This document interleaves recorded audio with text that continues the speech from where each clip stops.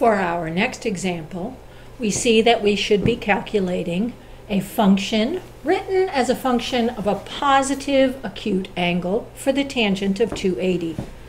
280 is the angle I'm trying to make acute. The function will remain tangent.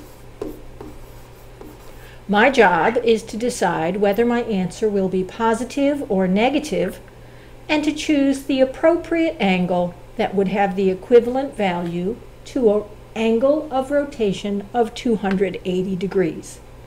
In order to do that, I start by choosing the quadrant. 280 is a fourth quadrant angle.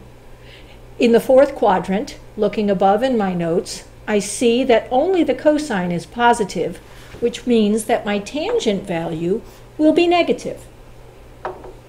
Now, using my reference angle formulas in the fourth quadrant, my rules for finding a reference angle are take the given angle and subtract it from 360. 360 minus 280 is 80.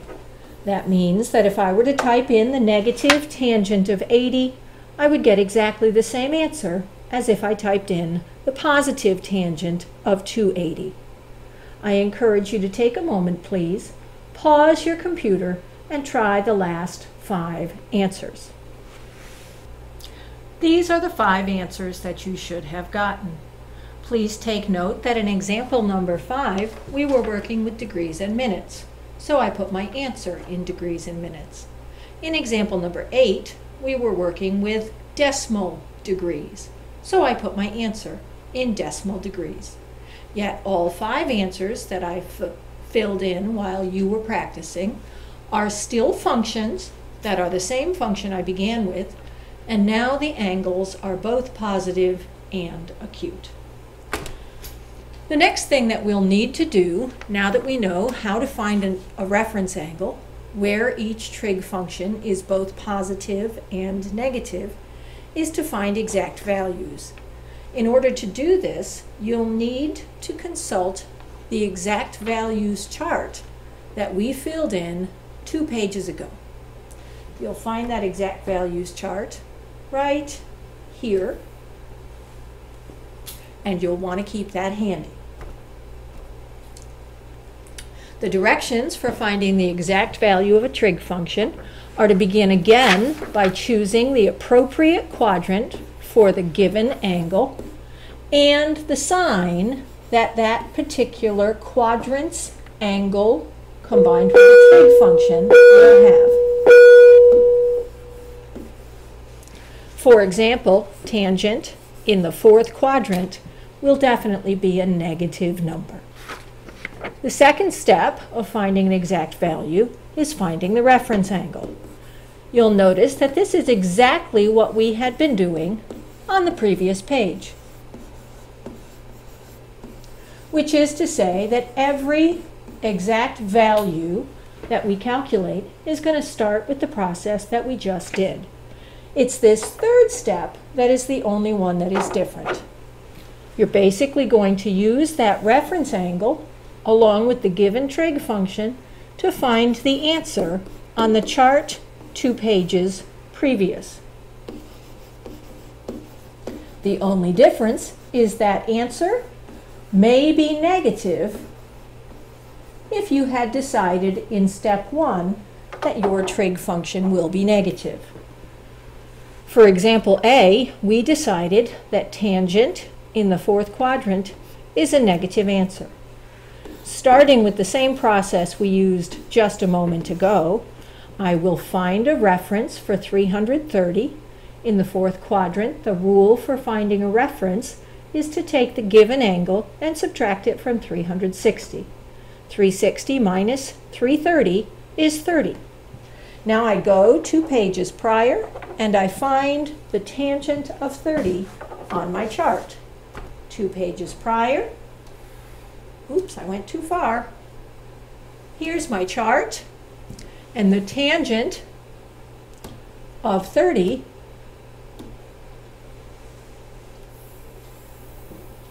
is right here. That means that my answer for this example is a rad 3/3. The only difference is this answer needs to be negative.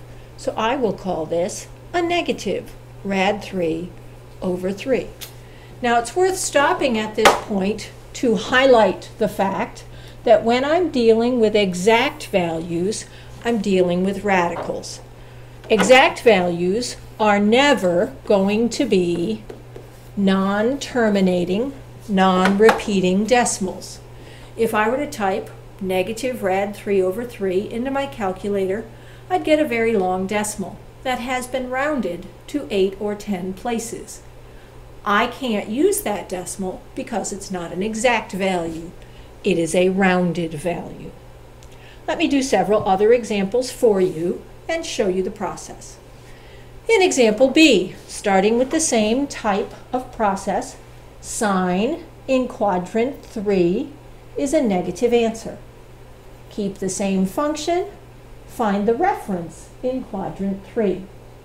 In quadrant 3, the reference rule is take the given angle and subtract 180. That makes my reference angle a 60. Now I go to my chart and I find the sine of 60. The sine of 60 is rad 3 over 2. But that rad 3 over 2 only covers this part of my answer. In order to make it equivalent, I need to include this part of my answer.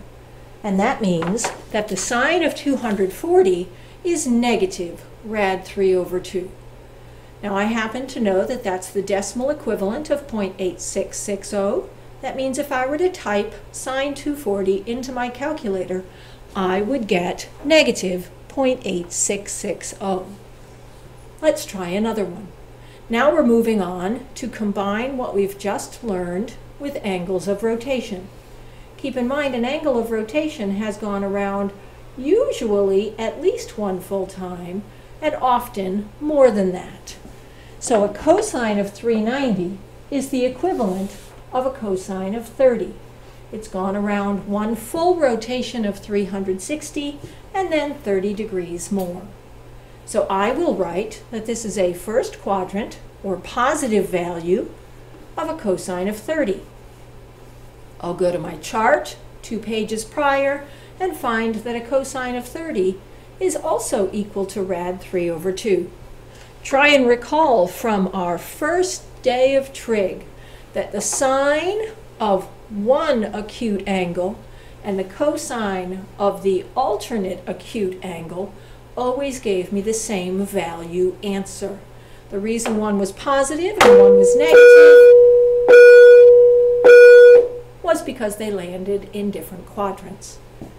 Along those same lines, if my angle of rotation is rotating backwards, I still want to deal with the quadrant where the angle lands. So I will be calculating for this one an angle that is the equivalent of a tangent in the third quadrant. This answer will be positive. The rules for reference angles only apply to positive angles. So in order to find a reference for negative 120, I actually need to add 360 to it and think of it as a positive 240. The rule for a reference in the third quadrant is to take the given angle of 240 and subtract 180. So this answer will be the equivalent of a tan 60. On my chart from 2 pages prior, the tan of 60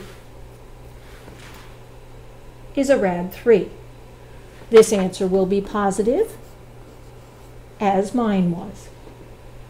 Would you please try examples E, F, and G on your own? Pause your computer, and when you're done, the answers will be there. You'll notice that examples E and G turned into the exact same value. That is because an angle of negative 390 starts on the positive x-axis and goes around one full circle and 30 degrees more, landing in quadrant 4. An angle of positive 330 starts and moves in the clockwise rotation, but ends in the same place. Those two angles are known as coterminal angles and therefore have the same value. That means if I were to type in sine of 330, negative sine of 30, or the positive sine of negative 390, all three answers would give me negative 1/2. Two items left on our agenda, and the first is doing algebra with these calculations. Essentially, to do algebra with these calculations, you're going to be doing multiple trig exact values. I'll start with the sine of 240, and then I'll calculate the cosine of 150. I'll get two answers. Typically, they will be fractional answers, and then I will subtract them. Let's begin. The sine of 240 is a third quadrant angle where the sine value will be negative. The reference for 240 is a 60. And from my chart on the previous page, a sine of 60 is a rad 3/2. That means that the sine of 240 is a negative rad 3/2. Moving along to the cosine of 150, the cosine of a second quadrant angle is a negative value. 150 has a reference or a supplement of 30 degrees. So I need to calculate the negative cosine of 30. The cosine of 30 from my chart 2 pages ago is a rad 3/2 value, which is also negative. So I'll write the negative rad 3/2.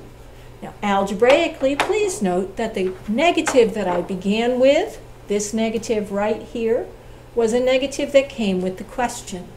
Therefore, it's an easy negative to miss. Don't lose that double negative, as it will greatly change the value of your answer. This answer cancels into a 0, which means if I were to type in the sine of 240 minus the cosine of 150, my answer would say 0. One more, and then we'll move on. Once again, beginning with the cosine of 570. The cosine of 570 is an angle of rotation.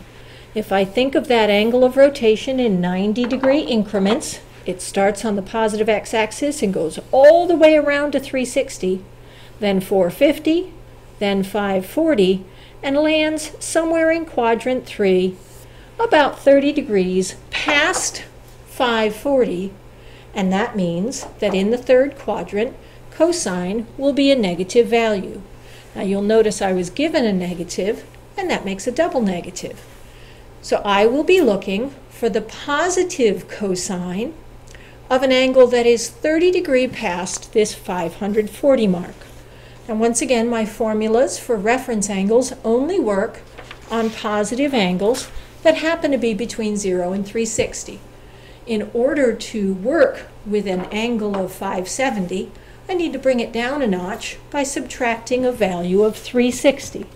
When I subtract 360, I get 210, and the formula for the reference of 210 is subtract 180, so that I'll be calculating the cosine of 30. Now, the other way you could have thought about that is how far did I pass that 540 by? I passed it by 30 degrees. That's the reference. Essentially, your reference is always how far am I from the x-axis at any given point. The cosine of 30 is a 1/2, and that value should be positive. Moving along to the tangent of negative 480, don't lose sight of the fact that there was a subtraction sign given in the question. I'm going to begin my tangent of negative 480 by determining what quadrant it lands in.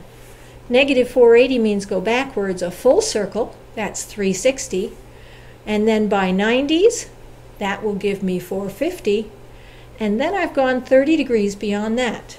But keeping in mind that my reference is always how far am I from the x-axis, this 30 degrees is how far I was from the y-axis. So another way to think about the reference angle would be, how much farther do I need to go to get to the x-axis? The other way you could do it would be to add multiples of 360 and follow the rules for reference angles. If I were to add multiples of 360,